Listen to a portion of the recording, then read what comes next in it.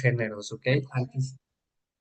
Antes hablábamos de tres géneros, nada más, ahora tenemos cuatro y bueno, específicamente el cuarto es infradiagnosticado porque pues casi siempre se los atribuimos a las demás, a las tres especies clásicas que son las antiguas anteriores, ¿ok?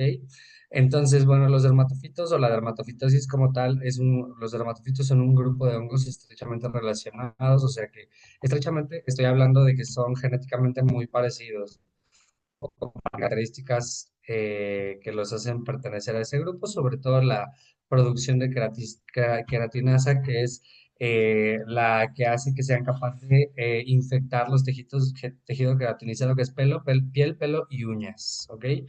Son geofílicos cuando los encontramos en el suelo, zoofílicos en los animales y antropofílicos en el hombre. Según la procedencia de la queratina que utilizan, también pueden clasificarse, pero básicamente hay que saber que son ojofílicos, zoofílicos o antropofílicos, ¿ok?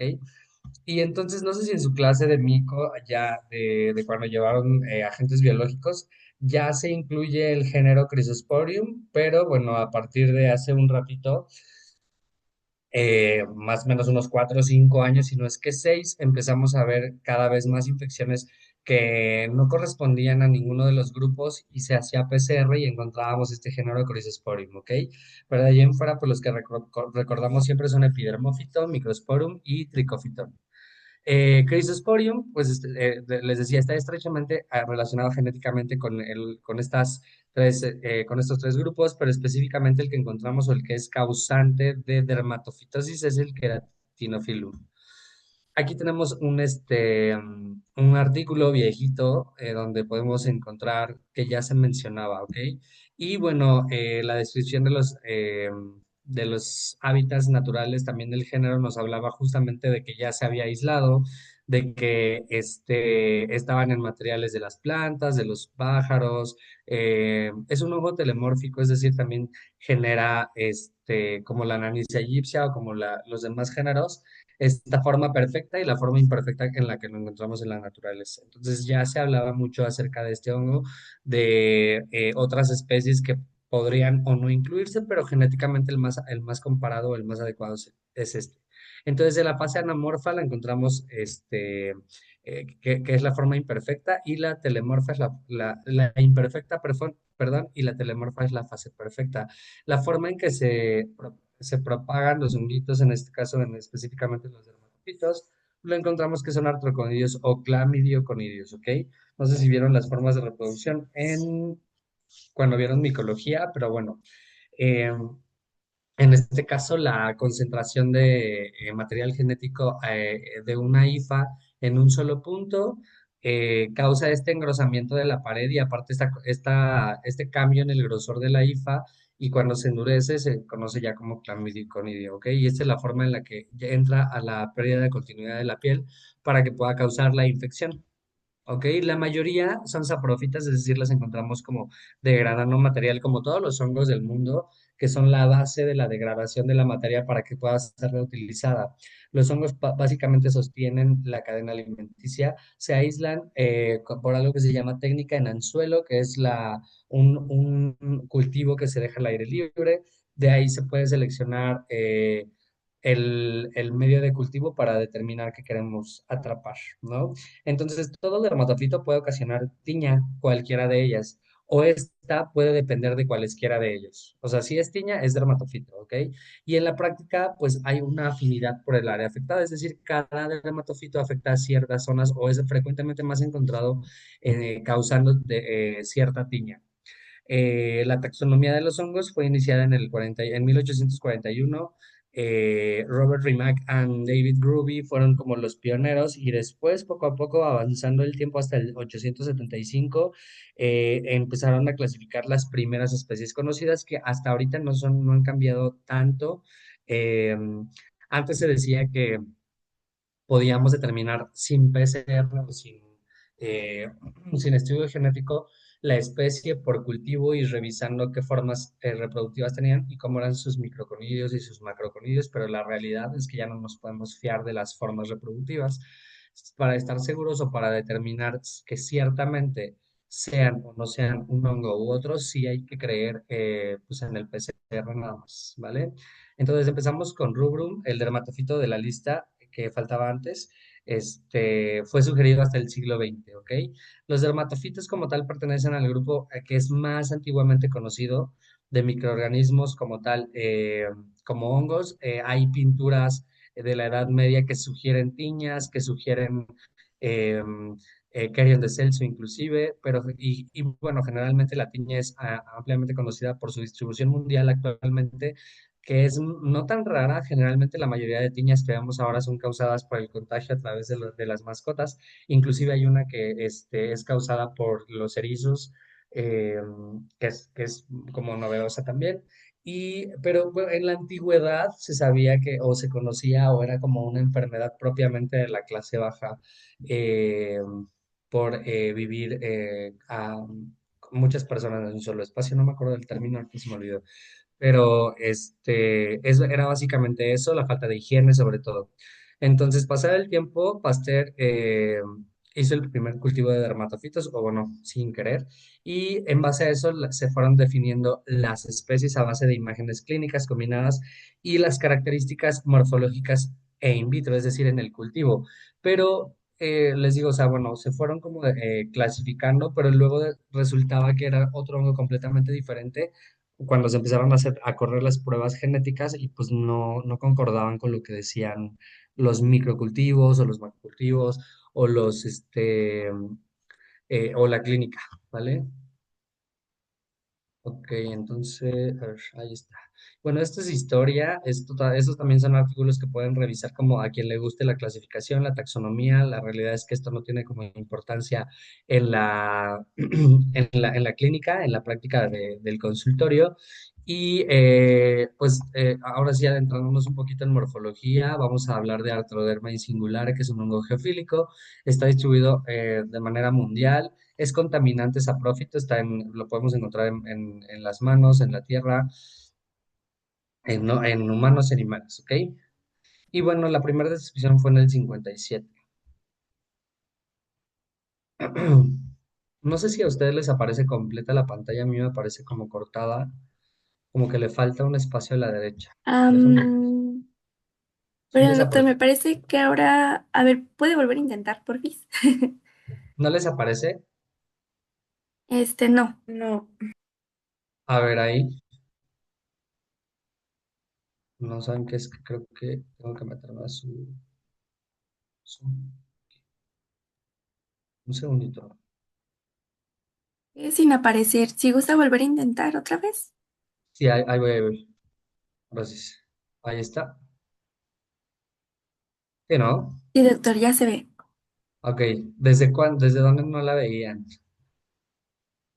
Mm, Literal me parece que en esa diapositiva. No, no, no. En Ah, la, ok, esa. ¿en esta? Ok. No, en la anterior. Ok, ok. Bueno, esta es clasificación, bueno, perdón, es ajá, el artrodermo singular. Vale.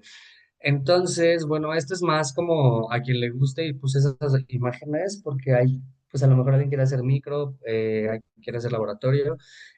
Por eso les puse todas las características de cómo son las colonias, que generalmente son planas, como tienen esta textura de gamuza. El color va de amarillo, blanco, amarillento hasta marroncito, y la pigmentación inversa casi siempre es muy oscura. La forma de los clamidioconidios, de los microconidios, perdón, que son las formas reproductivas. Siempre en un cultivo, cuando lo tiñan, van a ver esto: los grandotes y los chiquitos. Los grandotes se llaman macroconidios y los chiquitos microconidios, ¿ok? Entonces, pues dependiendo de las características, podemos guiarnos de una especie, pero nunca va a ser exacto, ¿ok? Hasta que hagamos un PCR. Arthroderma uncinatum es otra especie, es más geofílico. Es un hongo, o podemos considerarlo como no dermatofito, pero que sí puede causar enfermedades. Ahí se conoce como nada más que está causando micosis. No podemos decir que es dermatofitosis, ¿vale? Los puse solo para, les digo, a quien les guste. Aquí podemos ver cómo son más polvorulentas las colonias. Tiene un centro claro y la periferia marrón, y a la inversa sucede lo mismo, pero con colores más oscuros. Ok, Epidermophyton floccosum es el que no tiene importancia clínica, causa tiña de los pies, y es antropofílico, distribución mundial. Va desde la tiña de los pies, pero como les decía el grupo de hace rato, Cuando hay tiña de los pies y específicamente de las uñas de los pies también, casi siempre el paciente va a tener tiña cruris o tiña corporis, que es la tiña, la cruris es la tiña de la ingle y la corporis del cuerpo como tal, le puede salir en cualquier parte del cuerpo una plaquita y eso se da generalmente porque se autoinocula con las esporas que hay en la escama muerta de estas zonas, ¿ok? Entonces, pues ahí para que vean cómo se ven las colonias, crecen lento, marrón, verdoso, marrón verdoso y marrón muy oscuro, ¿ok? Y parecen gamuza. La morfología microscópica es muy abundante en macroconidios. Son paredes de paredes muy delgadas, o sea, van a ver casi que no se pigmenta tanto, porque si entre más delgada sea la pared, menos absorbe el pigmento. Y bueno, esto lo pongo también porque hay un epidermófito en galliné que, bueno, generalmente para guiarnos un poco, luego tenemos muchos pacientes que se dedican a la veterinaria o que trabajan con animales o cosas así. Ven como aquí la afección en el animal está en la cresta, ¿ok? Y así son las colonias gamusosas también, pero vean cómo pigmentan el agar de rojo muy vivo y la colonia es polvorulenta con tintes de gamuza y rosadito, pero casi blanco. ¿Ok? Los macroconidios se parecen mucho a los de la especie como tal y suelen ser de 5 a 6 celdas o septos, ¿ok? Estos que dividen aquí entre el macroconidio interior. Y los microconidios son ovoides, pero pues chiquitos, poquitos, no son tantos, ¿ok? Ahora el Microsporum audini canis, que ahora se conoce como Nanicia, eh, o lo podemos encontrar también como Lobophyton, Nanicia y Parafitón, ¿ok? Parafitón. Bueno, aquí les había puesto esta clasificación, el género con especies hidrofílicas y isofílicas que se ha transferido a los géneros Lobophyton, Nanicia y Parafitón, pero esa era parte como de un examen, entonces no lo pelen. Microsporum audini es antropofílico, causa infecciones no inflamatorias en la piel cabelluda. Aquí es importante sí diferenciarlo, tenerlo en cuenta, porque es el que causa tiña sin llegar al carión de Celso, ¿ok? Entonces, los pelos invadidos muestran infección ectotrix. Adelante les voy a enseñar cómo se ve ese tipo de infección del pelo y usualmente presentan un color amarillo verdoso brillante cuando los ponemos a la luz de Wood.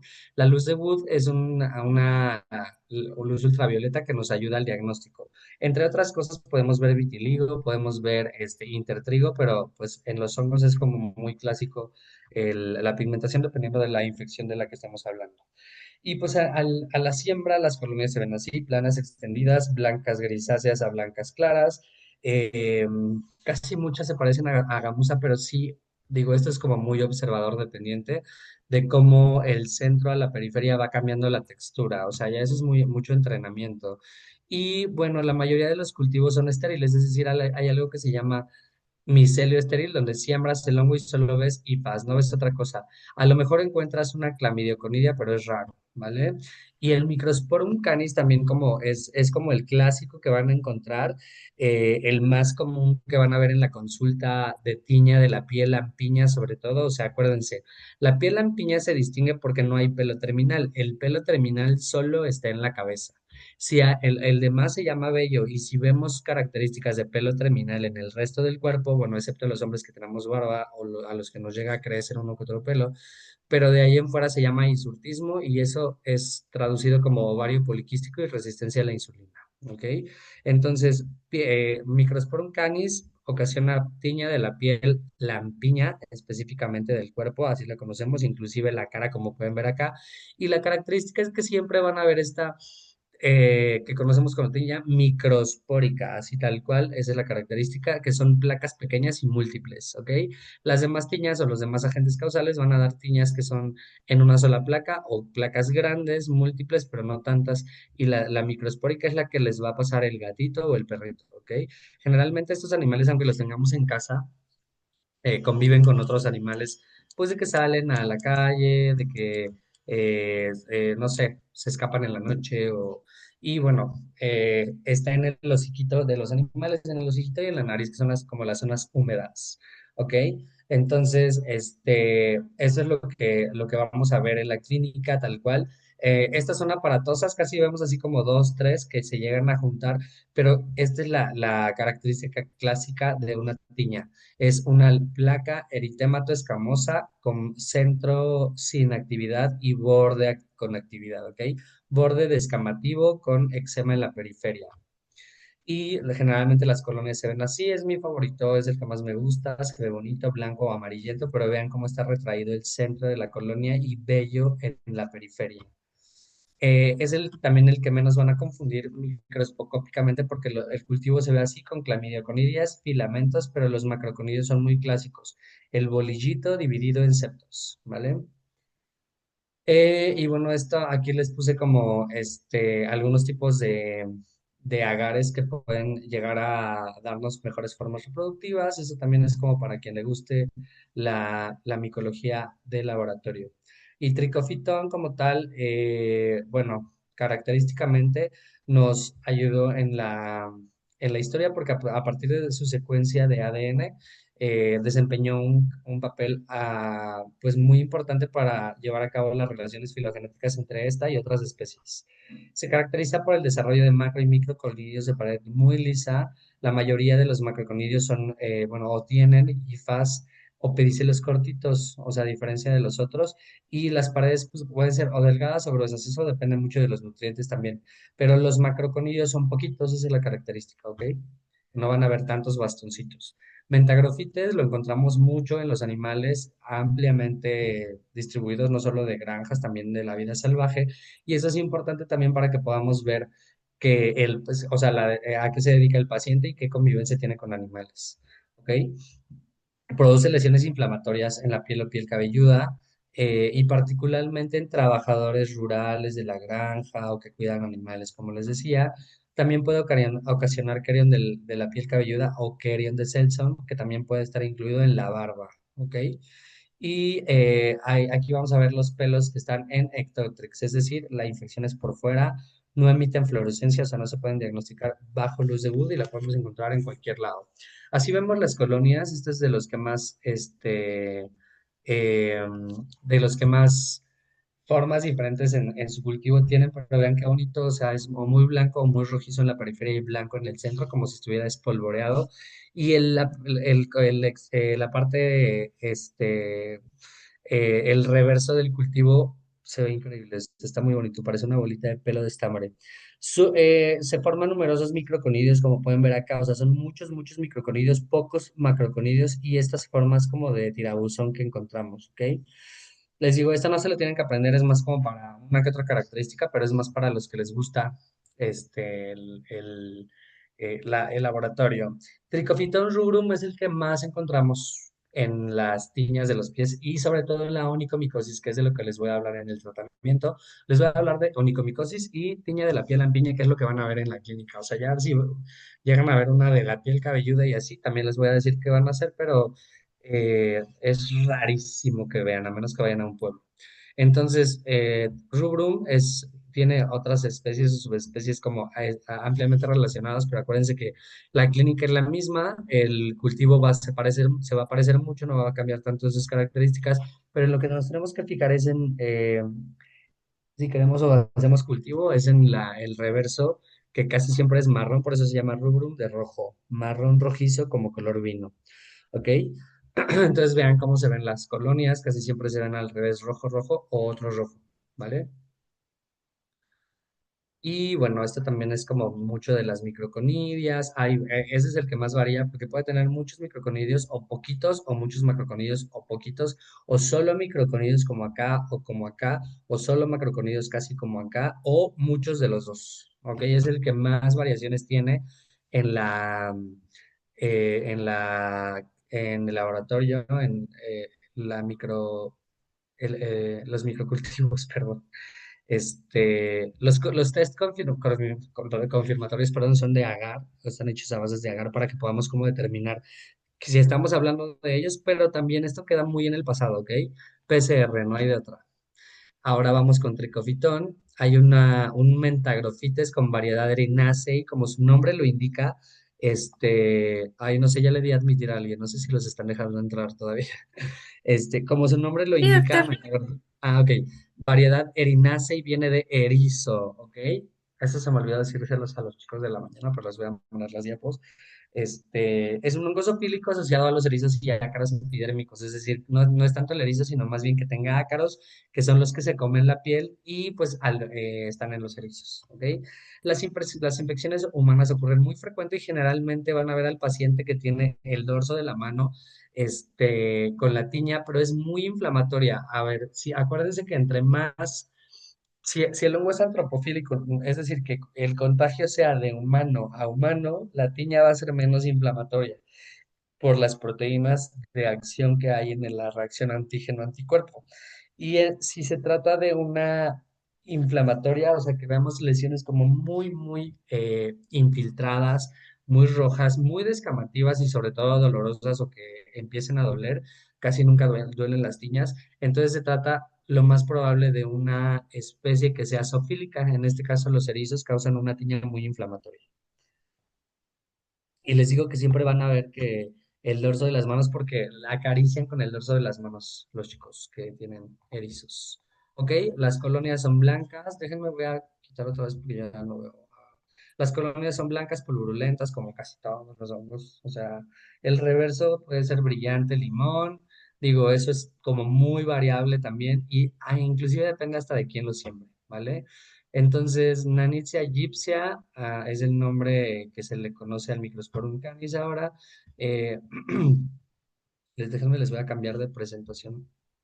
Eh, es el que encontramos generalmente causante de tiña del cuerpo, ya se los había dicho antes. Es que tengo en otra el tratamiento. No sé por qué. Tuve un problema con las.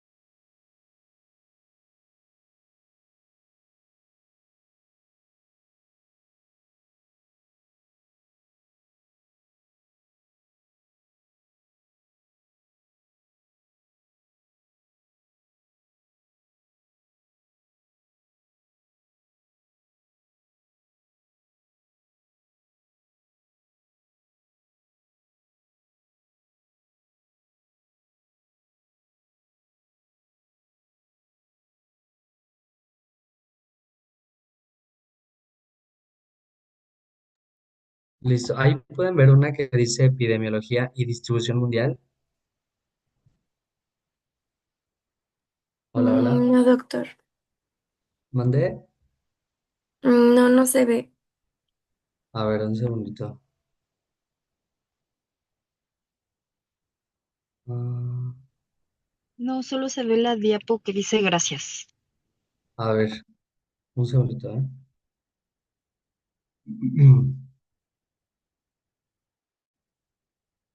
No sé qué onda con. Tengo como tres, yo creo, y eso fue lo que pasó. Ahí ya. Ahí ya pueden ver la de Sí, ahí ya se ve. epidemiología. Ok, ok, aquí viene resumido el tratamiento y lo demás. Ok, entonces, bueno, la tiña de la cabeza es más frecuentemente en niños hasta un 96%. Estas son como las formas clínicas que más vamos a ver, ¿ok? La del cuerpo es la que más vamos a ver casi siempre, porque les digo, o nos la pasa el perrito o el paciente se autoinocula por tener onicomicosis y va del 15 al 25% de incidencia de todas las dermatosis, de casos de dermatofitosis específicamente y la tiña de la ingle en un 20%, onicomicosis va desde un 18 hasta un 60%, pero también yo creo que es o hay que tener mucho cuidado porque muchas enfermedades o otros trastornos de las uñas se parecen muchísimo a los hongos, ¿ok? Y entonces, aparte, siempre el paciente va a llegar y les va a decir que tiene hongos y luego ni son hongos, ¿ok? Puede ser psoriasis, puede ser onicodistrofia, que es un tipo de distrofia ungueal, o varios tipos de distrofia ungueal, deficiencia de vitamina D o hipotiroidismo, ¿ok? El 30% de todas sí son dermatofitos, ¿vale? Entonces, los causantes número uno, aquí una disculpota, porque todas las especies siempre van en mayúscula y luego en cursiva. Son Rubrum, Canis, Tonsuran y Mentaglofites, y como les había dicho, la variedad de Mentaglofites erinacei y que es en caso de pacientes que tengan erizos y Crysosporium como cuarta especie, ¿ok? Esto ya lo vimos, me voy a saltar lo que ya vimos. Las formas clínicas, pues podemos encontrar tiña del cuerpo, de la cabeza, inguinal y onicomicosis o en las uñas. Ok, esta semana les voy a buscar la presentación porque hay una presentación que tiene todas las imágenes de mis pacientes y todo. Les ofrezco una disculpa, no sé qué pasó ahí. Bueno, el cuadro clínico característico, así específico, acuérdense, si tiene eczema, si tiene escama y le da comezón, es hongo, ¿vale? Y evidentemente pregunten que no se haya puesto nada, porque hay una variedad de micosis o de dermatofitosis o de tiña que se llama tiña corticoestropeada y generalmente es cuando ya usó cortisona. Le podemos llamar estropeada porque aparte de esteroides tópicos, los pacientes también se llegan a poner tacrolimus o pimecrolimus, inhibidores de calcineurina, que pues causan lo mismo, o sea, la micosis empeora, como les había dicho en la imagen anterior donde se ve el honguito de los niños que tienen en la cara, casi siempre la periferia está activa, es un borde activo con escama y eritema alrededor de la lesión, de la plaquita que tenemos, pero cuando usan cortisona o cuando usan inhibidores de calcineurina, se ve toda la placa llena de escama y enrojecida, ¿ok? Entonces, el diagnóstico es clínico, hay que ver bien al paciente y micológico sobre todo, hay que hacer examen directo. El estudio micológico se lleva tomando una muestra en caso de la tiña de la piel lampiña, es decir, del cuerpo. Vamos a tomar una laminilla, un portaobjetos y vamos a raspar la periferia de la lesión. Vamos a hablar que en un mundo perfecto solo vamos a tener micosis que no se hayan tocado con esteroide. Entonces, solo el borde está activo. Vamos a raspar un poquito, lo ponemos en otra laminilla o en la misma, lo acomodamos en el centro, ponemos una gotita de hidróxido de potasio que a veces preparamos con un poquito de fenol para que haya más aclaramiento de la escama y dure un poquito más viéndola porque la escama se deshace muy rápido. Entonces, la vemos al microscopio y vamos a ver las hipas, los filamentos del hongo en medio de las escamas, ¿ok? Y en caso de que sea polvo de uñas, lo que tenemos que tomar de muestra es una muestra de debajo de la uña, ¿ok? Casi nunca les digo que manden, o hace rato algo que les mencioné es que no manden el diagnóstico micológico a ningún laboratorio, porque este es de los que son más operadores dependientes, ¿ok? Entonces casi nunca saben tomar una muestra y menos leer un cultivo, o sea, a veces te mandan que es positivo y si llegaras a ver el examen directo es una fibra o se trata de una fibra, entonces pues ahí no es. Y a casi nadie le gusta mico, entonces aunque sean químicos y así, no van a saber leerlo ni tomarlo. O van a reportar en el cultivo que es cándida, que no hay nada, o sea, microbiota normal, nunca te van a aislar nada en absoluto, ¿ok? Ah, ok, entonces así se ve el examen directo, o más bien así se hace, y para la uña hay que tomar un poquito de polvo de uña, raspando con bisturí debajo de la uña, un poquito, nunca superficial, o si vamos a hacerlo superficial, tenemos que tener un taladrito que, digo, es como poco práctico y luego el paciente se asusta así como "Ah, que me van a hacer un hoyo en la uña, ¿no? Entonces, o sea, casi siempre todas las micosis o en general son de la onicomicosis son distales superficiales o empiezan como distales superficiales o subunguales más bien también, porque el hongo que la causa casi siempre está ocasionando pie de atleta y sube por continuidad a la uña y se instala debajo de la uña y ya va invadiéndola hacia adentro y hacia arriba, ¿ok? Entonces casi siempre vamos a encontrar la mayoría de formas infectantes debajo de la uña. Entonces un raspadito con bisturí, el paciente nunca va a sangrar si lo hacen con cuidado. Toman ese polvo de uña y ya sirve una parte para sembrar y una parte para hacer el estudio micológico directo. El estudio micológico son dos, examen directo y cultivo, pero a veces pues, para ahorrarnos examen directo y ya, ¿vale?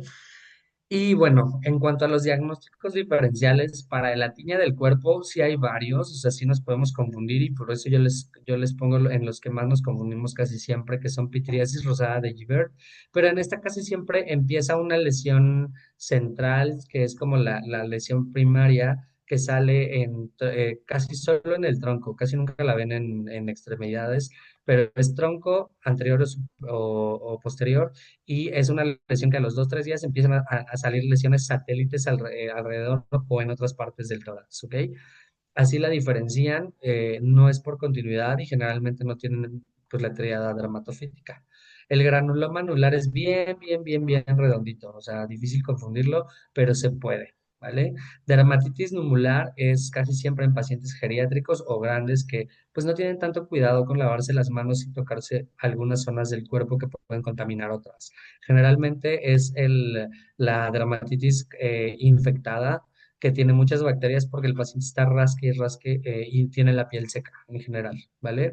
En la piel en la dermatitis, perdón, en la tiña de la cabeza, la vamos a confundir con alopecia sifilítica porque se ve ahí como las mordidas, la alopecia en mordidas de ratón, como no sé si se acuerdan de sífilis, pero pues obviamente tenemos como, hay que preguntar el antecedente, si el paciente ahorita está en en la etapa secundaria, que es cuando la vemos, y pues también no hay escama. ¿Ok? El paciente se ve así como si nada, solo con la falta de pelito.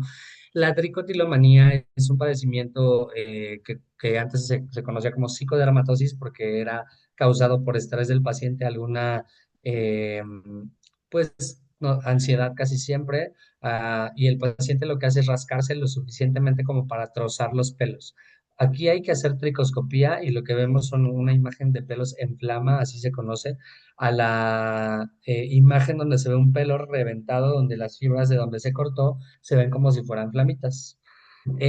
Para la tiña inguinal tenemos dos con las que nos podemos confundir muchísimo, que es la candidiosis, que es de la colonización por cándida, pero casi siempre esta es húmeda y no tiene escama, tiene más ardorcito, huele como muy fresquito a como huele el requesón.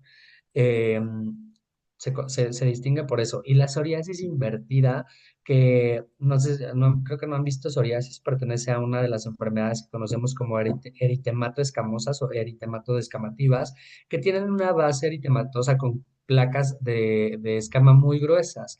Hay tres tipos de psoriasis básicamente o clínicamente más vistas. Una es la psoriasis en placas, que es la más común que vemos como el paciente que tiene, inclusive hasta en la piel cabelluda, pero realmente es en todo el cuerpo, incluyendo las extremidades. Son placas circunscritas de escama gruesa y base eritematosa que dejan una huella cuando lo desprendemos. Eso lleva el nombre de un signo que vamos a ver después en psoriasis.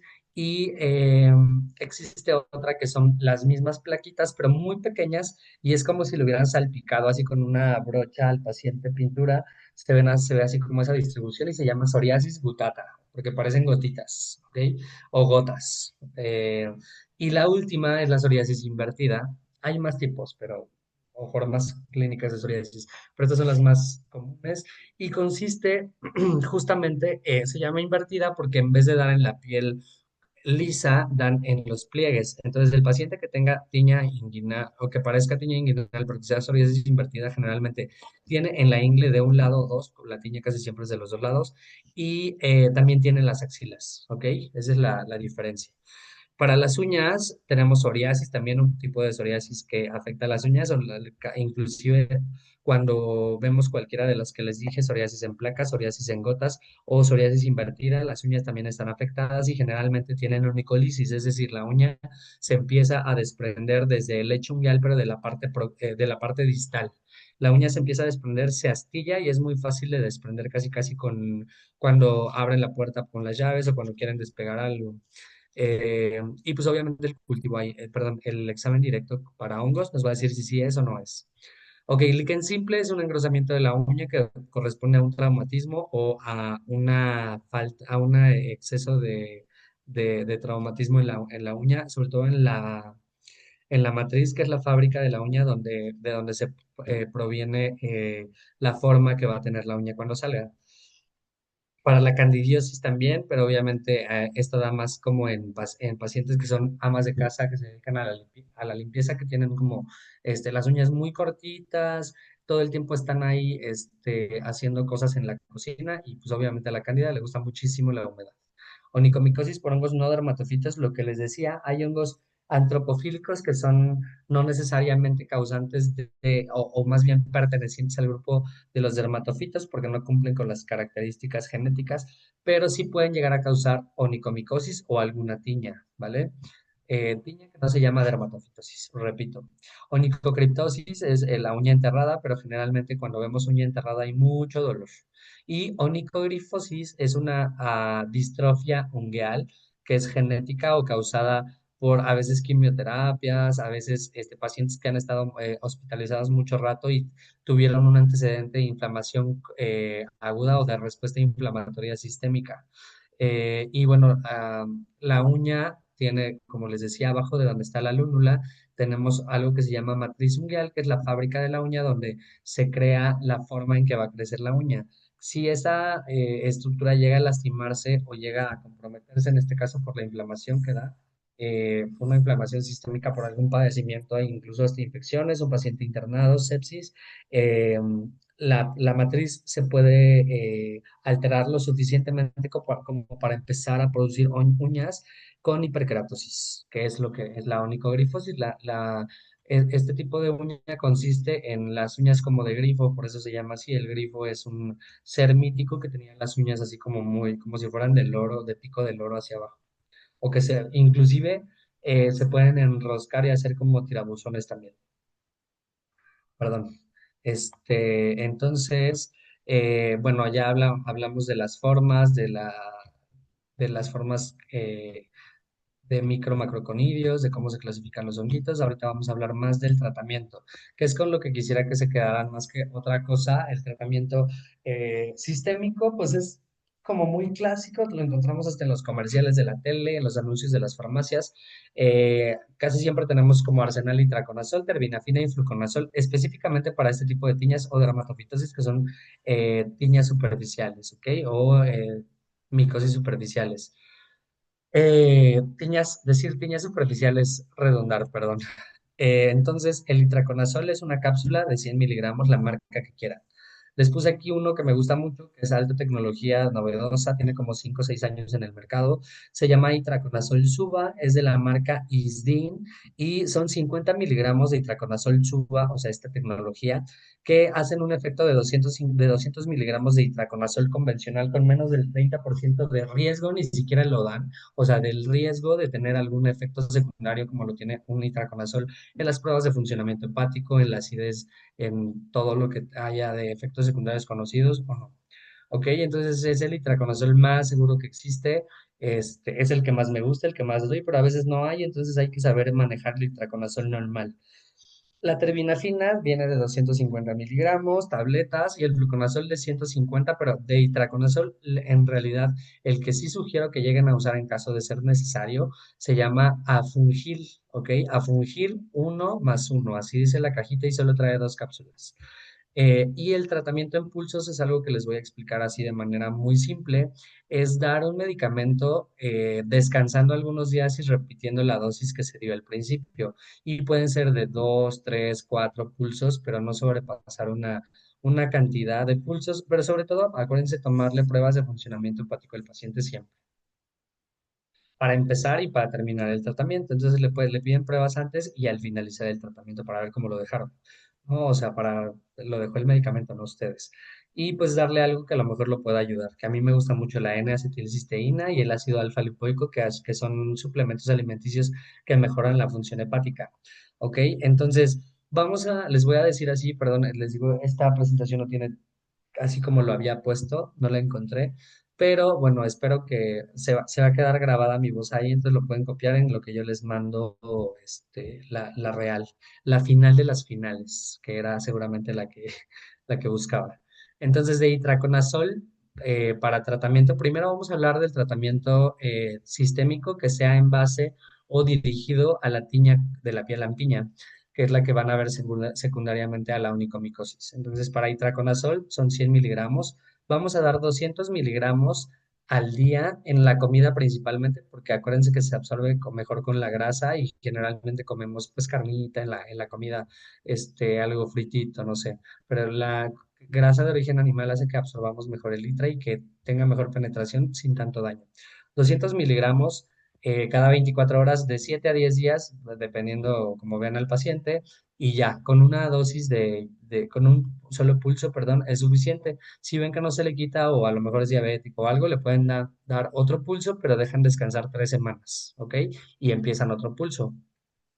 De itraconazol suba, acuérdense, son 50 miligramos de itraconazol de esta tecnología que equivalen a 200, entonces de este solo es una diaria de 7 a 10 días. De terbinafina es una de 250 miligramos. Aquí yo tengo como parámetros diferentes porque a veces doy una diaria por 5 a 7 días o a veces doy una cada 48 horas, 5 dosis en total. ¿Ok? Entonces con eso, con una determinafina, de verdad, a veces al tercer, cuarto día ya casi no tiene nada.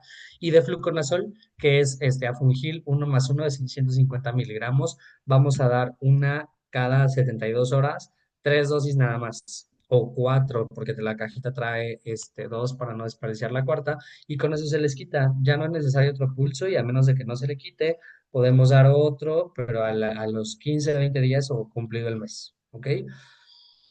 Ahora, siempre tópico, siempre hay que darle, como les decía ayer, algo que el paciente pueda ser reconfortado. O sea, casi siempre el paciente va a tener molestia o sobre todo les da miedo quedar con la marca. Entonces, pueden dar en el arsenal de la farmacia, hay miconazol, oxiconazol y terbinafina. Mi favorito es el oxiconazol, el más barato es el miconazol, pero todos funcionan. ¿Ok? Entonces, oxiconazol, la marca que más me gusta se llama Mifungar, ¿vale? Eh, es oxiconazol al 1% y lo vamos a dar acompañado de un cicatrizante. Mi favorito, Cicaplast, ¿ok? Y eso es para la piel. Entonces vamos a aplicar esta combinación de un antimicótico con un cicatrizante mañana y noche. 15 días, a veces con 7 a 10 días es más que suficiente. ¿Ok? Y vamos a regresar un poquito acá al tratamiento sistémico porque ahora les voy a decir el tratamiento que yo doy o que funciona y cómo se usan los pulsos para onicomicosis, en pulsos de combinado con algo que se llama abulsión química de la uña. Entonces, la mayoría de los pacientes y la importancia de dar pulsos es porque hay que proteger al hígado, hay que proteger a la función hepática del paciente, pero sobre todo siempre van a tener pacientes que ya fueron con 3, 4, 5 y no se le quita la onicomicosis. Lo que conocemos como onicomicosis distrófica total, que es la afección completa de la uña, cuando ya está deforme, muy engrosada, amarilla, con manchas blancas o manchas amarillentas, esas manchas amarillentas o blanquitas que se ven como puntitos en el fondo se llama dermatofitoma. ¿Ok? El dermatofitoma es una forma de resistencia de los hongos donde se envuelve el hongo en sus propios filamentos y sus formas de reproducción. Inclusive a veces llega a engrosarse tanto la uña que ya funciona como un medio de cultivo. Entonces, obviamente, el grosor puede llegar a un grado entre 0,4 y 0,5 milímetros de grosor, inclusive hasta más, o sea, llega hasta 1 milímetro, tengo pacientes con 2, o sea, que no hay manera de que el barnicito que ya se compraron, la cremita, penetre hasta el lecho ungueal, o sea, eso no va a pasar. O que se tomen itraconazol y que, o sea, tendría que tomar 20 pulsos en lo que la uña crece para que pueda penetrar a toda esa uña engrosada o que pase el tiempo necesario para que la uña salga la uña gruesa, pues salga del lecho ungueal. Entonces, lo que tenemos que hacer aquí es dar un triple tratamiento que consiste en un tratamiento sistémico en pulsos, un tratamiento tópico durante 14 a 15 días y a los 20 días empezamos ya con los activos propiamente que actúan sobre el hongo, ¿ok? Cuando ya no hay uña, cuando ya la abulsionamos, ahorita les voy a decir cómo. Entonces, itraconazol de 100 miligramos, ahí sí van los pulsos, 200 miligramos cada 24 horas en la comida principal por 7 a 10 días. Es decir, la primera semana del mes se toman su tratamiento, descansan las últimas 3 semanas del mes y empiezan de nuevo el tratamiento el segundo mes, el tercer mes y el cuarto mes. En total, 4 pulsos. ¿Ok? De itraconazol suba sería solo una cada 7 días o 10 días, igual, lo mismo del primer mes, descansamos, el primer mes, perdón, la primera semana descansamos 3 semanas y repetimos esto 4 veces, ¿ok? De terbinafina y fluconazol, la verdad es que casi nunca la van a usar porque si llevan a cabo el tratamiento como les explico, ya no van a necesitar como que las que se usan como cuando hay resistencia. Pero bueno, en caso de que sea terbinafina, solo son 5 días, no más. Igual la primera semana descansamos 3 y de aquí más de 3 pulsos ya no den, solo 3 y ya. Y de fluconazol de 2 a 3 pulsos igual. Y este se usa de 150 miligramos una cada 72 horas nada más, de 3 a 5 días tomadas nada más, ¿ok? Y igual, aquí vamos a abarcar como entre 15 y 20 días del primer pulso, porque no se da diario, y de ahí regresamos al siguiente mes, pero de fluconazol no den más de 3 tampoco, o sea, y 3 ya son muchos, a lo mejor 2, ¿ok? Lo que tenemos que hacer con los pulsos, bueno, anotárselos al paciente o ver que alguien que les entienda esté con el paciente, porque a veces se les olvida, pero es bien fácil. Muchos pacientes tachan su calendario y con eso queda. Ahora vamos con el tratamiento tópico que acompaña casi siempre con el tratamiento sistémico para que sea exitoso y sobre todo para que no haya recaídas, ¿ok? Entonces a mí me gusta igual miconazol combinarlo o oxiconazol, que es mi favorito, combinarlo con algo que se llama urea al 40% específicamente. La urea la usamos como queratolítico, la usamos para queratosis pilar, la usamos para hidratar la piel, pero en menos de un 10-20%. O sea, el 40% ya funciona con degradando o recambiando tanto la piel, hiperhidratando, y lo que queremos es que esta uña gruesa, porosa, amarillenta, que tiene muchas formas de hongos, se pueda degradar. Entonces lo que hacemos es aplicar la urea en la uña. Hay una con ácido salicílico o hay crema de salicílico al 4% o menos del 4% y le ponemos pues, a lo mejor un poquito de oxiconazol, ¿ok? Las tres cosas, o solo la urea y el oxiconazol o solo la urea y el miconazol. A partes iguales en la uña del paciente y la vamos a cubrir. Generalmente yo les digo que se apliquen la crema saliéndose de bañar y luego que la cubran con micropor y la dejen 24 horas. Todo este proceso se repite todos los días hasta el día 14, que es cuando pueden citar al paciente y recortar la uña. Generalmente yo les recomiendo alicata para que lo hagan, este, porque el corta uñas no avanza, o sea, no es incómodo.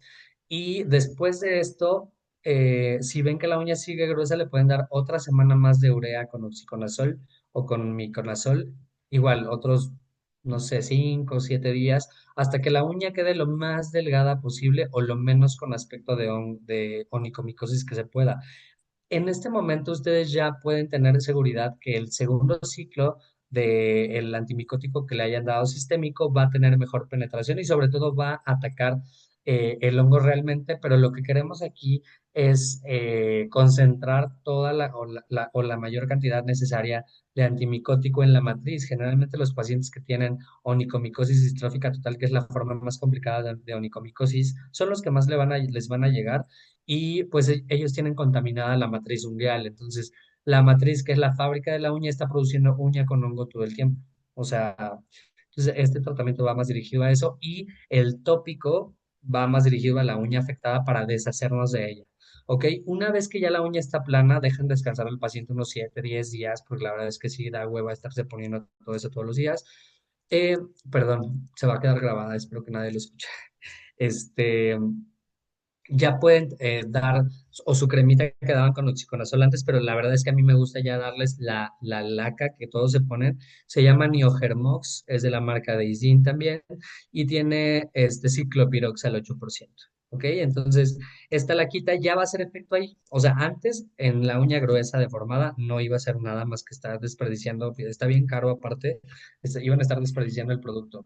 ¿Ok? Entonces, la abulsión, esta técnica que les digo con urea y con el antimicótico se llama abulsión química.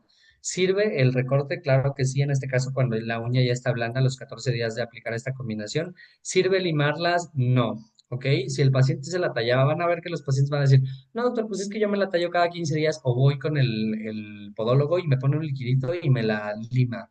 ¿Ok? Entonces, pues sí, parece un círculo vicioso y aparte el hecho de poder pasarte un poquito, aunque sea de limarla, puede generar hematomas subunguales. Y acuérdense que a los hongos les gusta la sangre, también crecen muy bien en agar sangre, de hecho es en el que más se ven las formas reproductivas. Y pues no conviene tanto porque aquí sí se puede generar un medio de cultivo más apto para el hongo y pues nunca se va a quitar. ¿Ok? Bueno, aquí tenemos un caso clínico que les quise compartir de uno de mis pacientes de hace algún tiempo. Es un masculino de 4 años. Como pueden ver, aquí le falta pelito, no sabemos por qué. Tiene esta dermatosis localizada en la cabeza con escama, mucha escama, vean, parece caspa. Hay algunas zonas eritematosas y le duele cuando te le acercas la mano, ¿ok? Y no hay pelo. Ya le han dado antimicóticos tópicos y esto que vemos aquí es una imagen que conocemos como dermatoscopía, ¿ok? La dermatoscopía es acercar el dermatoscopio a la piel cabelluda. Entonces, vean, vemos todos estos pelos aquí en la costra, ya aquí no se le pregunta al paciente si se rasca porque vemos esta astilla de sangre, evidentemente se está rascando.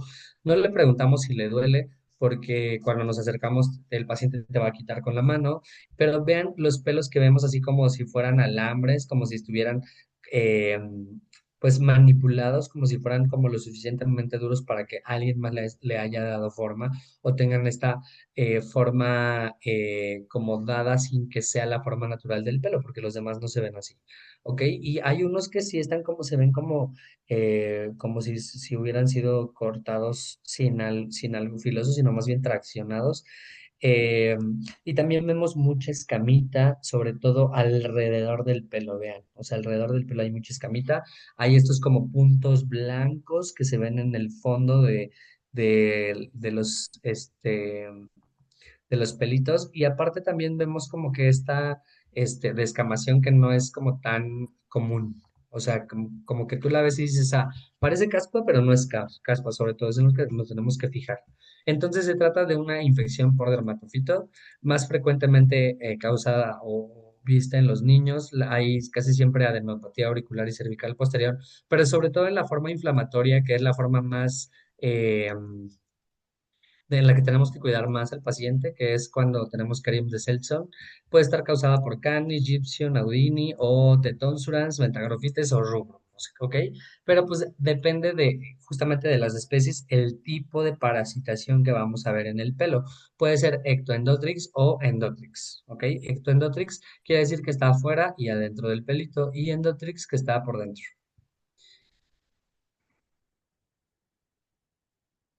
Entonces, tenemos tres variantes, dos que pertenecen a un grupo y la más inflamatoria que la movemos porque sí tiene características muy, muy diferentes. ¿Ok? Tenemos este tipo de tiña de la cabeza seca donde hay descamación, pelitos cortos que son como de 3 a 2 milímetros, como los vimos en la imagen, que están gruesos, deformados, les digo, es como si alguien les hubiera dado una forma que no es y están cubiertos por una vaina blanquecina que ahí no vemos tanto, pero si la vemos al microscopio ya la podemos distinguir. Entonces, en este caso, la que se ve así con una placa única, que tiene escama y que tiene mucha pérdida de pelito, pero sobre todo la placa es grande, es causada por Microsporum canis, por el género Microsporum gypsum o audini, ¿ok? Se puede confundir formando, o bueno, cuando la tricofítica empieza a unirse, pero casi siempre pues, le preguntan al paciente si era única y les va a decir, no, es que antes eran muchas chiquitas y se fueron juntando, ¿ok? La tricofítica es difusa, las placas son pequeñas, no son tan regulares, o sea, están así como mapita y hay como una parte de pelo que no está infectado y otra que sí, ¿ok? Eh, y bueno, el pelo afectado se rompe a la superficie, es decir, el hongo sí puede penetrar hasta el bulbo del pelo y cuando sale da este aspecto como de puntos negros que se llaman granos de pólvora. Es causado por tónsulas, metagrofitis o rubrum, ¿ok? Y la inflamatoria o Kerion de Selson es causada por Microsporum canis y tonsurans es esta placa única inflamatoria que empezó pequeña que ya ahora tiene absceso, pústulas múltiples, adenopatía regional, o sea, el paciente está mal, le duele, cuando lo tocas le duele respirar, o sea, con frecuencia o no con frecuencia, casi siempre hay alopecia cicatrizal, ¿ok? Ya no le va a crecer pelito ahí. Y bueno, en caso de nuestro paciente, pues teníamos todo, le hicimos luz de Wood, así se veía la fluorescencia de la luz de Wood. Evidentemente, examen directo, el cultivo, la tricoscopía, que es como la imagen que les enseñaba, donde vemos, ahora les describo acá puntos negros en sacacorcho, pelos rotos, o sea, aquí también le daba comezón al paciente y él se provocó que se rompieran algunos, entonces, sí tiene, lo podemos llamar tricotilomanía, pero obviamente lo que tiene básicamente es la tiña. ¿vale? Estos pelitos en coma que se ven así como este de acá, como este de acá, como este de acá, que es como coma, una parte gruesa y una parte así como zigzagueada hacia abajo. Los que son en zigzag específicamente, o que se conocen como este que está como muy deformado, o pelos en clave Morse, esa es característica de una tiña de la piel cabelluda, ¿ok? Y lo que les decía, el eritema perifolicular y la escama o descamación perifolicular. Entonces, hay que darle tratamiento sistémico porque si no va a haber alopecia cicatrizal.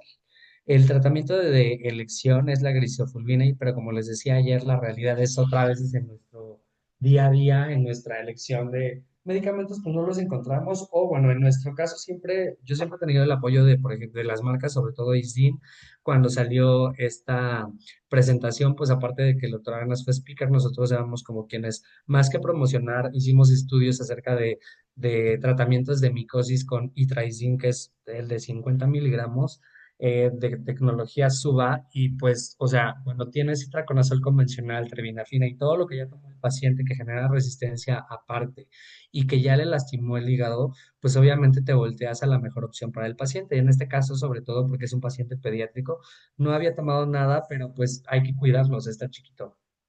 Entonces, el litrazin en cápsulas viene de 50 miligramos, 7 o 14 cápsulas, ¿ok? Eh, Al paciente le dimos un tratamiento de 7 días y al mes le dimos otra semanita nada más para protegerlo. Entonces, el crisofulvina de elección, pero pues si hay otras mejores o más convenientes para el paciente, mejor. La terbinafina también se puede usar, pero cualquiera de los tres hay que combinarlos con un shampoo que tenga o ketoconazol o sulfuro de selenio o ciclopirox. Hay quienes ya tienen dos de estos, inclusive. Entonces, todo esto aísla al agente causal, al que sea, y sobre todo vamos a prevenir la infección del paciente mismo y del paciente hacia otras personas, porque pues van a la escuela, o sea, obviamente hay riesgo de contagio hacia otros y obviamente disminuimos la transmisión. ¿Ok? Entonces, en diagnóstico, en clínica, diagnóstico y tratamiento, eso fue todo. Aquí nada más les quería compartir esta imagen donde tenemos estas dos cajitas de Petri que corresponden a microcultivos. Se sacrifica lo que se llama agar sacrificio, se divide en cuadritos y se ponen encima de un agar entero. Después se inocula en las paredes laterales el hongo, el algodón de los hongos que ya estén crecidos y de los que queramos ver las formas reproductivas. Después se cubre, como pueden ver aquí, con un cubreobjetos y una vez que crece a las 2, 3 semanas, crece sobre el cubreobjetos, como pueden ver ahí. Entonces se despega y ese cubreobjetos se va a preparación, se tiñe, se fija, se tiñe y se monta en una laminilla que se fija o más bien se sella con barniz para que nos sirva para la enseñanza y aquí podemos ver cómo se ven las formas reproductivas. Todos estos son, y hay muchas más, de pacientes del GEA, de micología, de pues justamente de que sigan una tiña, un querion o una dermatofitosis de una tiña del cuerpo, lo que sea, guardamos los honguitos y pues ahí, bueno, guardábamos, yo ya no estoy allá, pero eso se hace en el laboratorio, ¿vale? Entonces, de mi parte es todo, no sé si hay alguna duda, ahorita como tal. Si quieran aclaración, les voy a buscar, les prometo que les voy a buscar la presentación, la buena, la final de las finales que no encontré hoy. Y les ofrezco una disculpa, perdón. Ok,